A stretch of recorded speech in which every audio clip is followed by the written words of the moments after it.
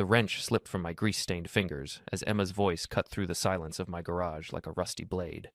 She was on speakerphone again, cackling with her friends while I worked on the '67 Mustang that would never be good enough for her taste. Before we dive deeper into the story, I have one small request. Please subscribe, drop a like, comment, and hit that hype button to boost this channel so more people can discover these incredible Reddit stories.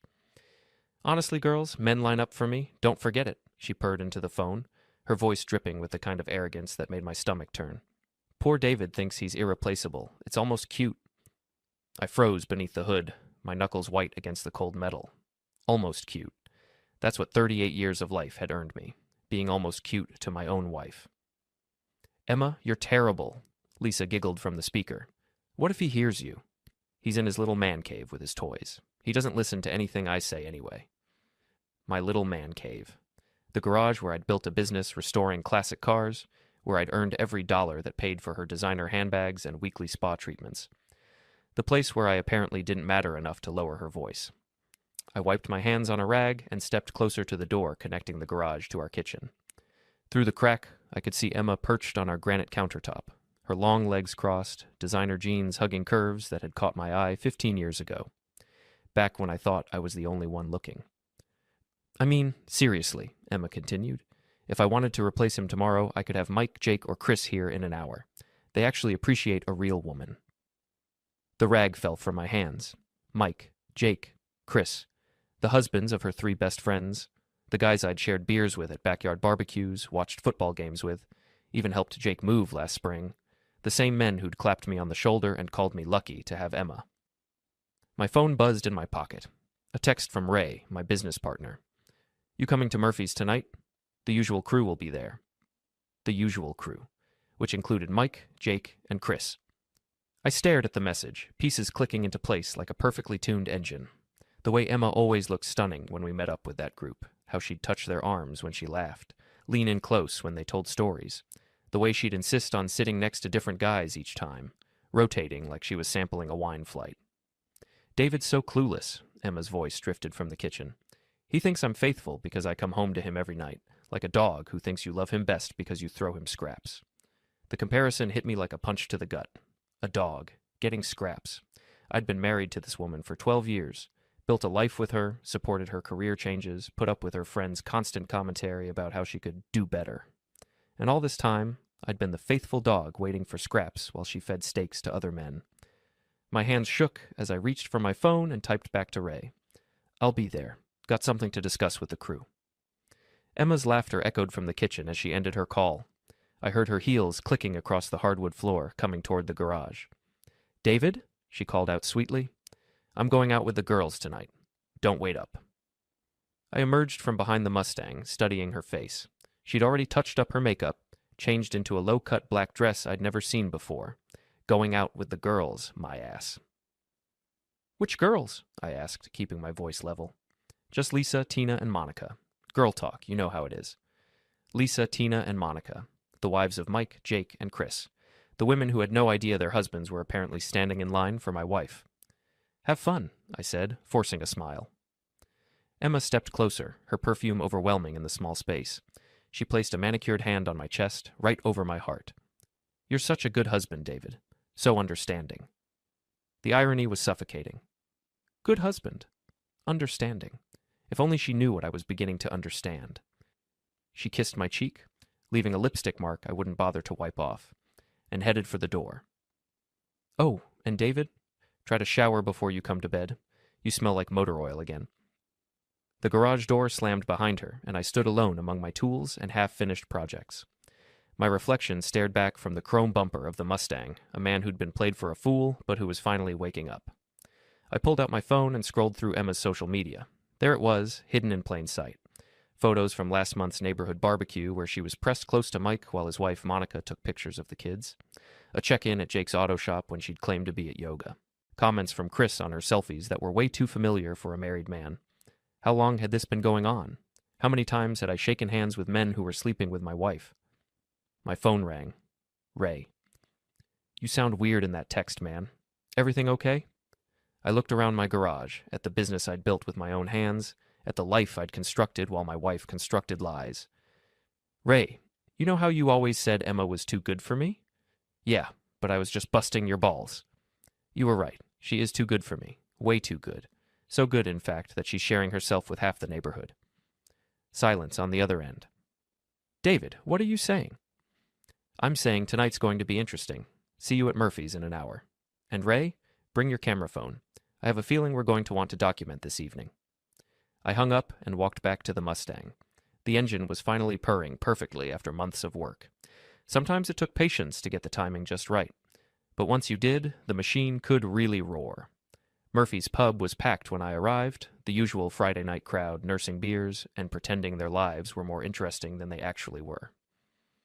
I spotted our regular table in the back corner, where Mike, Jake, and Chris were already holding court with Ray and a few other guys from the neighborhood.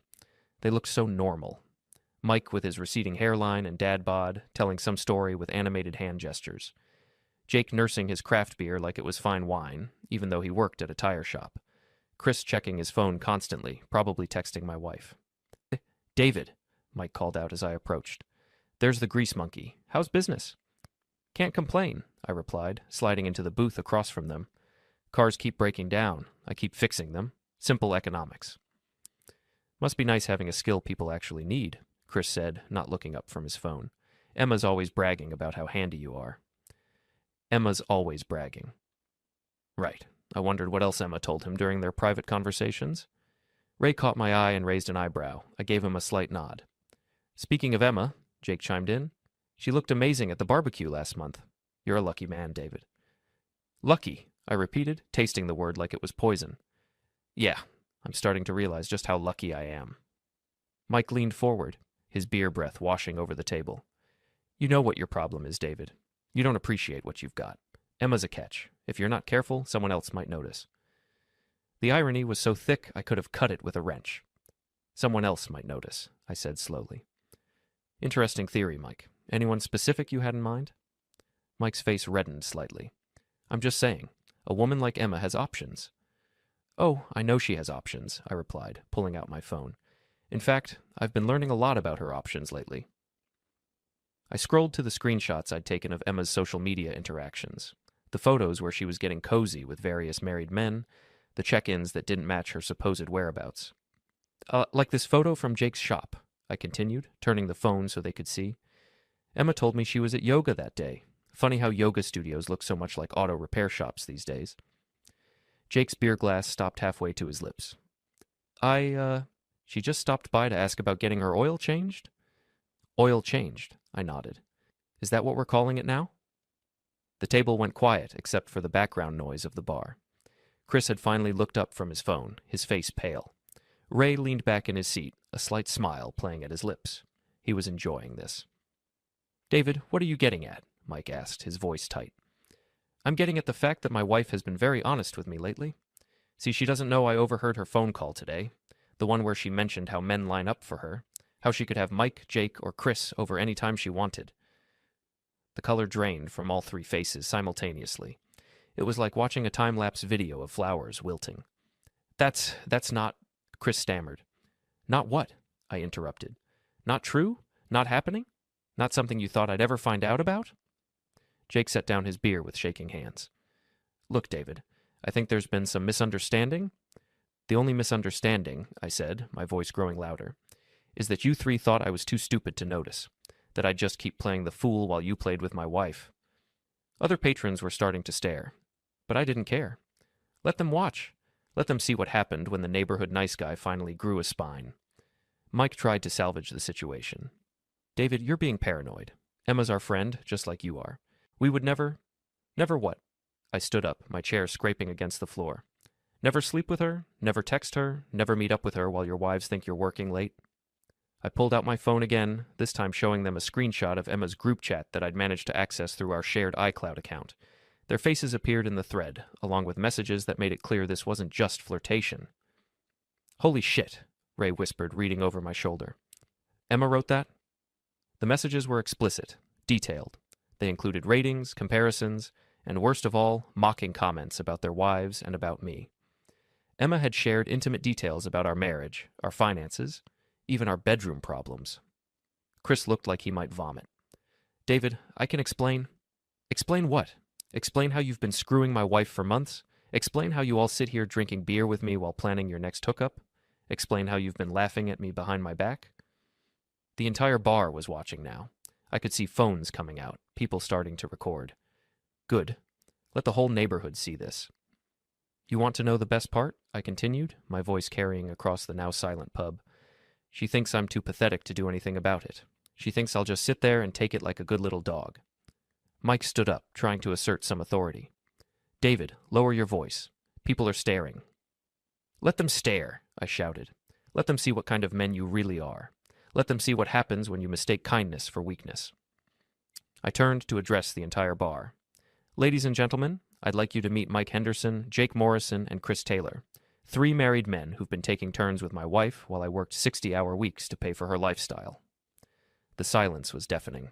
Then, slowly, murmurs began rippling through the crowd. Jake tried to grab my arm. David, stop this. You're making a scene.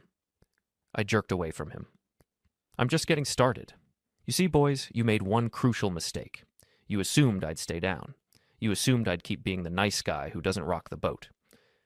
I leaned across the table, my voice dropping to a whisper that somehow carried more menace than my shouting had. But here's what you don't understand about nice guys. We're nice by choice, not by nature, and when we stop choosing to be nice, we can be very, very creative. Chris's phone buzzed. He glanced at it and went even paler. Guys, we need to go, now. Hot date? I asked sarcastically. Let me guess. Emma's wondering where you are. Mike threw money on the table. This isn't over, David. You're absolutely right, I replied. It's not over.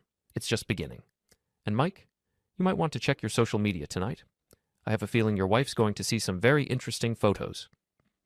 They scrambled to leave, pushing through the crowd that parted to let them pass. The bar erupted in conversation as soon as they were gone. Ray whistled low. Damn, David, that was brutal. That was nothing, I said, sitting back down and finishing my beer. That was just the opening act. My phone buzzed with a text from Emma. Where are you? I'm home early. The girls canceled. I smiled and typed back, at Murphy's with the boys, having a great conversation with Mike, Jake, and Chris. You should join us. 3 dots appeared, then disappeared, then appeared again. Finally. I'm tired. Going to bed. Sweet dreams, I replied. Dream about all those men lined up for you. I turned to Ray, who was still staring at me in amazement. Ray, remember how you always said I was too nice for my own good? Yeah? Well, I just retired from being nice, and I think I'm going to be very good at being something else entirely. The next morning, Emma was already gone when I woke up. No note, no explanation, just the lingering scent of her expensive perfume and a coffee mug in the sink. She'd left early, which meant she was either meeting one of her lovers or doing damage control with her friends. I didn't care which. I had work to do. My first stop was the bank.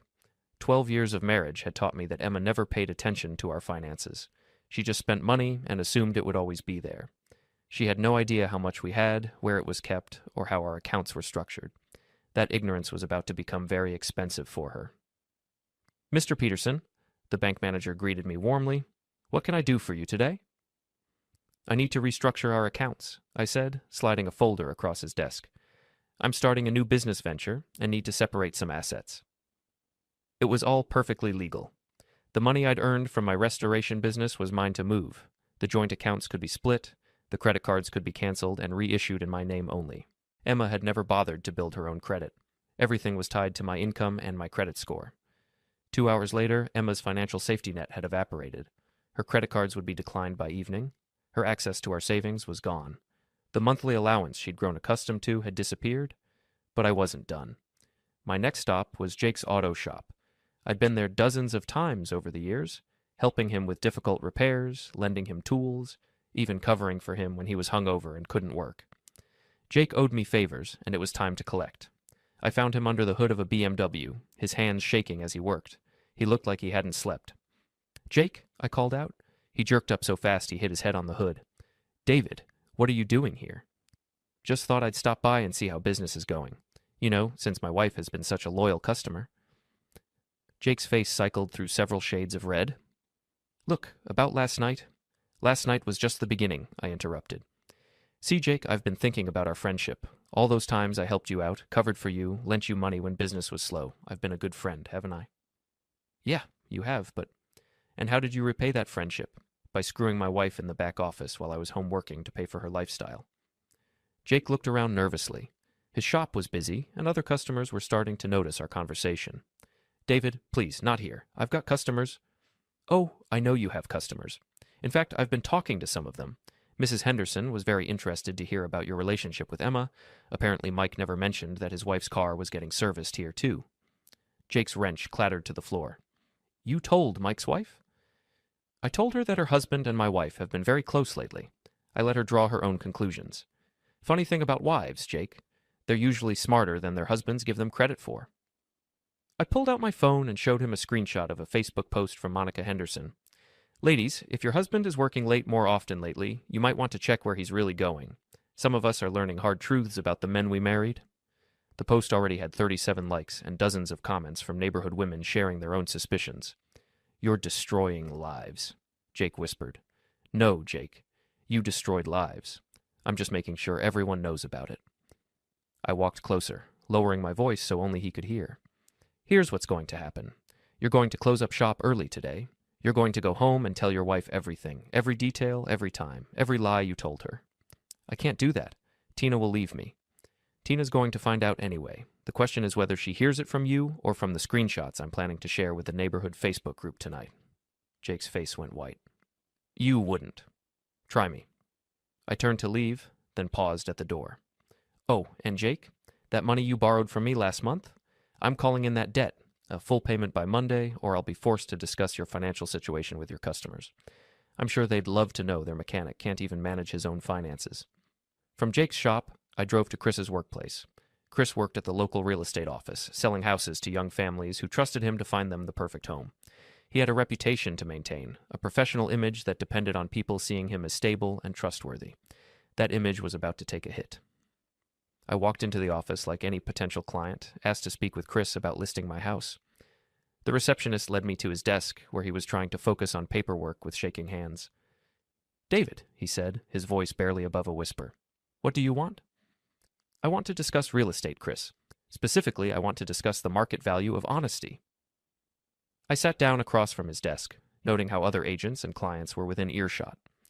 You see, I'm thinking about making some changes to my living situation. My current arrangement isn't working out. Too much infidelity in the neighborhood, if you know what I mean. Chris's pen snapped in his grip. David, please. I'm also concerned about property values.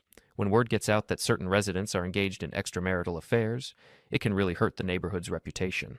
Families with children don't want to live near that kind of drama. I spoke loudly enough for the neighboring desks to hear.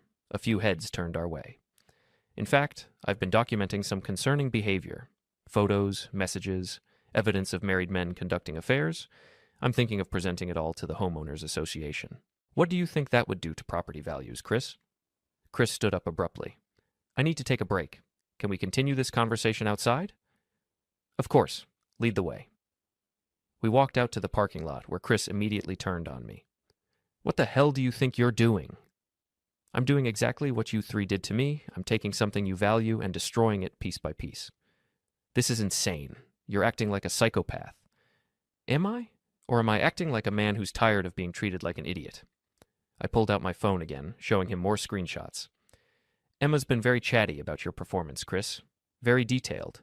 She even ranked you guys. Want to know where you placed?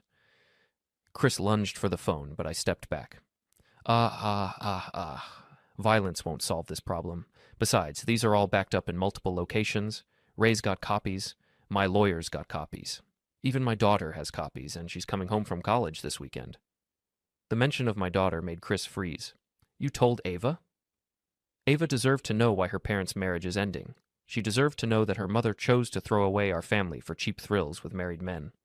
David, please. I have kids too. If this gets out, it's already out, Chris. The question is how much further it spreads. That depends entirely on how cooperative you and your friends are going to be.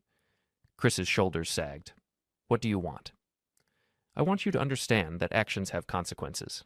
I want you to feel what I felt when I realized my wife was sharing intimate details about our marriage with her lovers. I want you to experience the humiliation of having your private business become public entertainment. I stepped closer. Most of all, I want you to remember this feeling the next time you think about betraying someone who trusted you. My phone buzzed with a text from Ray. Emma's at the police station. Someone told her you were threatening people. I smiled and showed Chris the message. Looks like your girlfriend is trying to get me arrested. Too bad I haven't actually threatened anyone. I've just been having honest conversations about documented facts. Chris's phone rang. He looked at the caller ID and winced. It's my wife. Better answer it. Honesty is very important in a marriage, don't you think? As Chris reluctantly took the call, I walked back to my truck. Phase 1 of my plan was complete. Emma's financial security was gone, her lovers were panicking, and the neighborhood gossip network was in full swing. But I was just getting started. The real show was about to begin. Emma was waiting for me when I got home, her face flushed with anger and something that might have been fear. She stood in our living room like she was ready for battle, her designer heels planted firmly on the hardwood floor I'd installed myself. The police said you haven't actually broken any laws, she said without preamble. But they warned me that harassment charges could be filed if you keep this up. Harassment, I repeated, setting down my keys. Interesting choice of words coming from someone who's been harassing our marriage for months. Don't you dare turn this around on me. You embarrassed me in front of the entire neighborhood. My friends are getting calls from their husbands, asking questions, demanding explanations. Their husbands are demanding explanations? How terrible for you. Emma's perfectly manicured hands clenched into fists. You have no idea what you've done. Monica Henderson called me crying. Lisa Morrison is threatening to leave Jake. Chris's wife won't even talk to him. Sounds like the truth is having exactly the effect it should. The truth? Emma laughed, but there was no humor in it. The truth is that you're a pathetic man who can't handle the fact that other people find me attractive. Other people finding you attractive isn't the problem, Emma. The problem is you finding them attractive back, in hotel rooms, in their cars, in Jake's back office. For the first time since I'd known her, Emma looked genuinely shocked. How do you know about Jake's back office? Security cameras, Emma. Jake showed me the footage himself. Apparently he's been recording his extracurricular activities. Insurance, he called it. That was a lie, but Emma didn't know that. I watched her face cycle through confusion, fear, and calculation. You're bluffing, she said finally. Am I? Check your credit cards, Emma. Check our bank accounts. Check your precious financial security and tell me if I'm bluffing. She grabbed her purse and pulled out her phone, probably to check her banking app. I watched her face change as she realized what I'd done. You can't do this. Half of that money is mine. Half of the money I earned while you were screwing around? I don't think so. My lawyer disagrees too. Your lawyer? Did I forget to mention that? I filed for divorce this morning. You'll be served with papers on Monday. Emma sank into the leather chair I'd bought for her birthday last year. The one she'd complained wasn't expensive enough. David, we can work this out. We can go to counseling. Counseling, I laughed. What would we tell the counselor, Emma? That you've been running a rotation schedule with 3 married men? That you've been sharing intimate details about our marriage with your lovers? That you called me a dog waiting for scraps? Her face went pale. You heard that? I heard everything. Every cruel word, every laugh at my expense, every detail about your little arrangement. My phone buzzed with a text from an unknown number. This is Sabrina. We need to talk. Meet me at the lake house tonight. Come alone. Sabrina, Emma's best friend, the one who owned the boutique downtown and always seemed to know everyone's business before they did themselves. The one who'd been conspicuously absent from Emma's recent drama. I showed Emma the text. Looks like your friend wants to chat. Emma's reaction was immediate and telling. Don't go. She's not thinking clearly right now. Why? What does Sabrina have to do with any of this? Nothing. She has nothing to do with this. She's just upset because the drama is affecting her business, people are talking, and some of her customers are involved. But something in Emma's voice told me there was more to it. Sabrina had always been the queen bee of their social circle, the one who orchestrated events and controlled information. If she wanted to meet, it wasn't just about business concerns. I think I'll take that meeting, I said. David, please, just let this go. We can figure out a quiet divorce. Split everything fairly. No more public scenes. A quiet divorce? Like the quiet affair you've been having. Emma stood up, her composure finally cracking. Fine. You want to destroy everything? Go ahead. But remember that you're destroying yourself too. You think you'll come out of this looking like the hero? You're wrong. People will see you as the bitter husband who couldn't satisfy his wife. Maybe. Or maybe they'll see me as the man who refused to be a doormat. I guess we'll find out. I headed for the door, then paused. Oh, and Emma? Pack a bag. You'll be staying somewhere else tonight. I'm changing the locks. The drive to Lake Morrison took 20 minutes through winding country roads. The lake house belonged to Sabrina's family, a sprawling cabin that had hosted dozens of parties over the years. I'd helped set up chairs and grills there, played volleyball in the sand, watched Emma laugh and flirt while I grilled burgers for everyone. Tonight, the place looked different, dark. Only one car in the driveway, a black BMW that screamed money and status. Sabrina was waiting on the deck, silhouetted against the lake. Even in the dim light, she looked perfectly put together, her blonde hair styled in a way that probably cost more than I made in a week. "David," she called out as I approached. "Thank you for coming." "Sabrina." Emma seemed to think this meeting was a bad idea. Emma's right. It is a bad idea. For her. That got my attention. I climbed the steps to the deck, studying Sabrina's face in the porch light. She looked satisfied, like someone who'd been waiting for this moment. "You want to know something interesting, David? I've been orchestrating this whole thing." I stopped walking. "What?" "Emma's affairs, the timing, the way you found out. I've been pulling the strings for months." My mind raced, trying to process what she was saying. "That's impossible. Emma chose to cheat. Those men chose to betray their wives." Did they? Or did they respond exactly the way I knew they would when I created the right opportunities? Sabrina walked to the railing, looking out over the dark water. 2 years ago, you cost me everything. Remember the boutique investigation? When the city found out I was selling counterfeit designer bags? The memory hit me like a punch. I'd been the one who reported Sabrina's business to the authorities after discovering she was selling fake merchandise to unsuspecting customers. I'd thought it was the right thing to do. "You destroyed my business, David. My reputation, my financial security. I lost everything. You were defrauding people." "I was surviving," she snapped. "And you took that away from me. So I decided to take something away from you." She turned back to face me, and in the porch light I could see the calculation in her eyes. Emma was easy to manipulate. A few comments about how she deserved better, some encouragement to explore her options, strategic invitations to events where the right men would be present. Mike, Jake, and Chris were even easier. A little attention from a beautiful woman, some alcohol, and their moral compasses disappeared. "You set this up, all of it. Every detail. The group chat where they mocked you. I suggested they create it. The hotel meetups. I recommended the locations. Even Emma's phone call that you overheard. I knew you were in the garage. I told her to use speakerphone." The pieces were falling into place, creating a picture I didn't want to see. "Why are you telling me this?" "Because the plan isn't finished yet. See, destroying your marriage was just the beginning. I want to destroy everything. Your business, your reputation, your relationship with your daughter." She pulled out her phone, showing me a video file. This is Emma confessing everything, admitting to the affairs, talking about how she never loved you, describing intimate details about your inadequacies as a husband. My stomach dropped. She would never. She already did.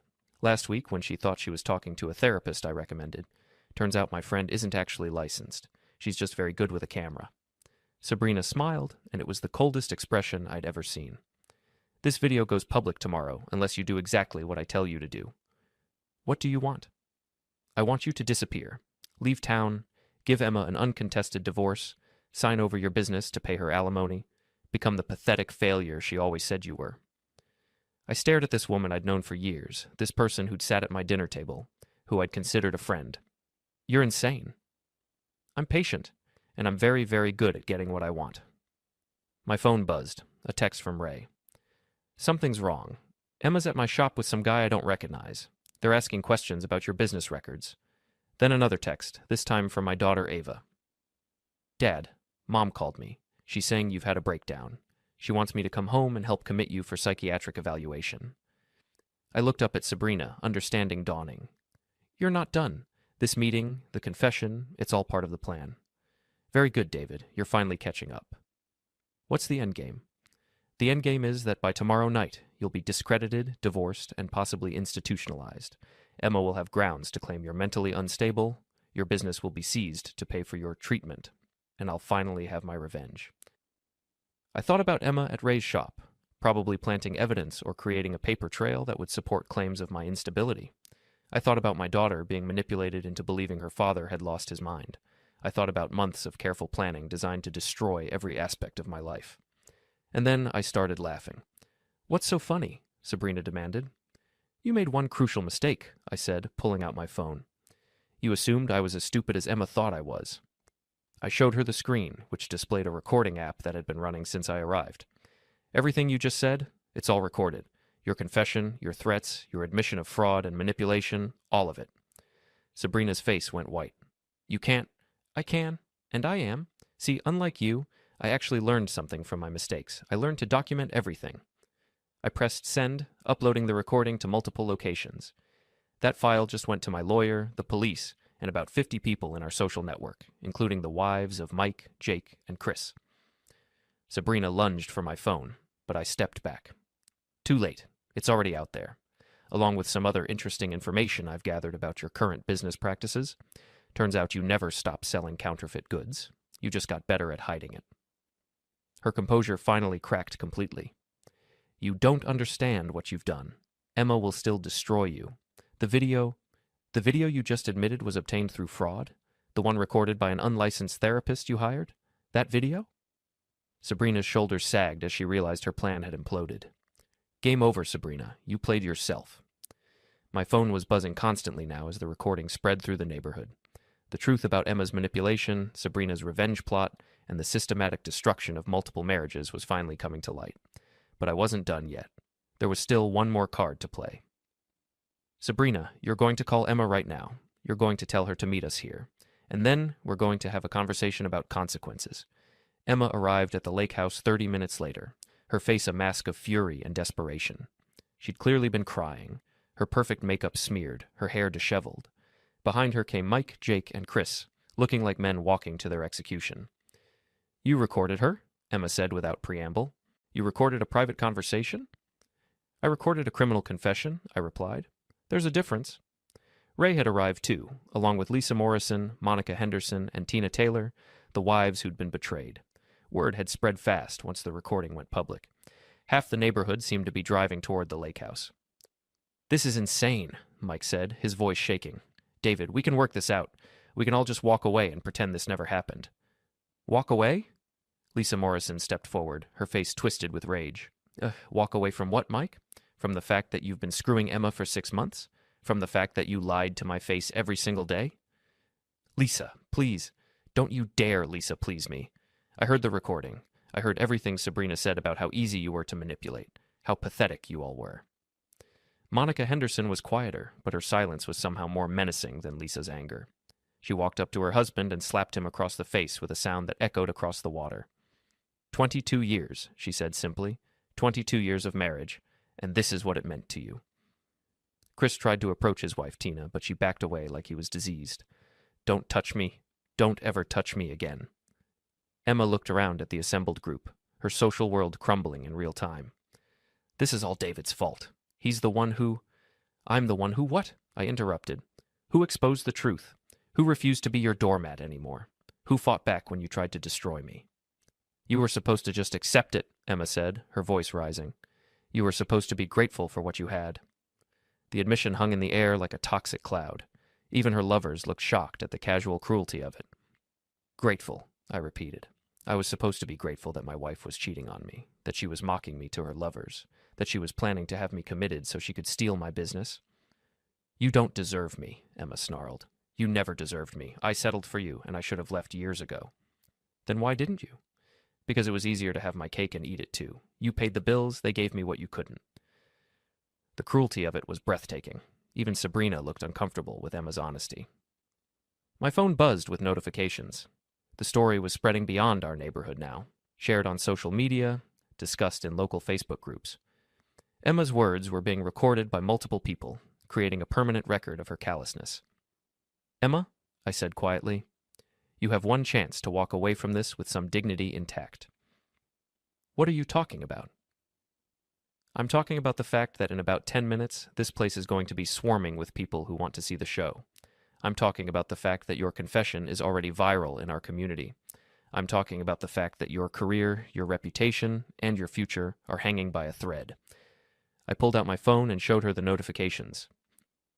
Channel 7 News just called. They want to interview the woman who orchestrated multiple affairs and tried to frame her husband as mentally ill. The story's already trending on local social media. Emma's face went white as she realized the scope of what was happening. "Here's what's going to happen," I continued. "You're going to get in your car and drive away. You're going to sign the divorce papers without contest. You're going to disappear from my life and never contact me or my daughter again." "And if I don't?" "If you don't, I'll hold a press conference tomorrow morning. I'll share every detail, every photo, every message. I'll make sure the story follows you wherever you go for the rest of your life." Emma looked around at the faces surrounding her. Former friends who now saw her clearly, lovers who were already distancing themselves, wives who would never forgive her. "This isn't over," she said, but her voice lacked conviction. "Yes, it is. It's completely over." Cars were pulling into the driveway now. Neighbors, curious onlookers, people who'd heard the recordings and wanted to see the aftermath. Emma's public humiliation was about to become literal. She looked at Mike, Jake, and Chris, perhaps hoping for support, but they were dealing with their own consequences. Their marriages were over, their reputations destroyed, their comfortable lives in ruins. "You destroyed everything," she said to me. "No, Emma, you destroyed everything. I just made sure everyone could see the wreckage." She turned and walked toward her car, her heels clicking on the wooden deck. At the top of the steps, she paused and looked back. "You think you've won, but you haven't. You're still the same pathetic man you always were. The only difference is now everyone knows it." "Maybe," I replied, "but everyone also knows what you are. And between the two of us, I think I'll sleep better tonight." Emma got in her car and drove away, her taillights disappearing into the darkness. I watched her go, feeling something I hadn't experienced in years. Peace. The crowd was growing larger, people emerging from cars, phones recording everything. But I was done being the entertainment. I'd said what needed to be said, exposed what needed to be exposed. Ray walked up beside me. "So, what now?" "Now I go home, change the locks, and start over." "Think she'll really disappear?"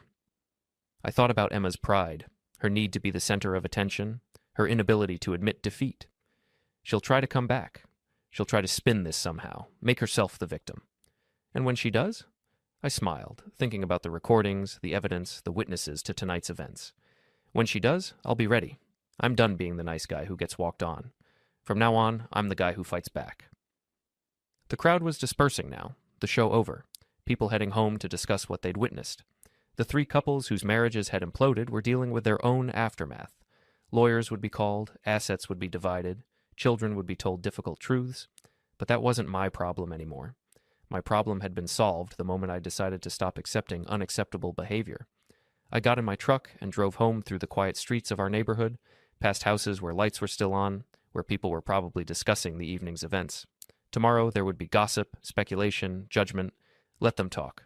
I'd spent too many years caring what other people thought, trying to be the husband Emma wanted, the neighbor everyone liked, the nice guy who never caused trouble.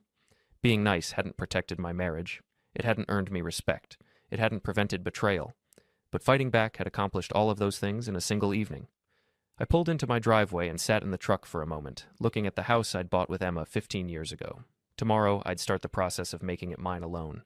I'd redecorate, rearrange, remove every trace of the woman who'd tried to destroy me. My phone buzzed with a text from my daughter Ava. "Dad, I saw the recordings. I'm so sorry. I'm coming home this weekend. We need to talk." I smiled and typed back, "Looking forward to it.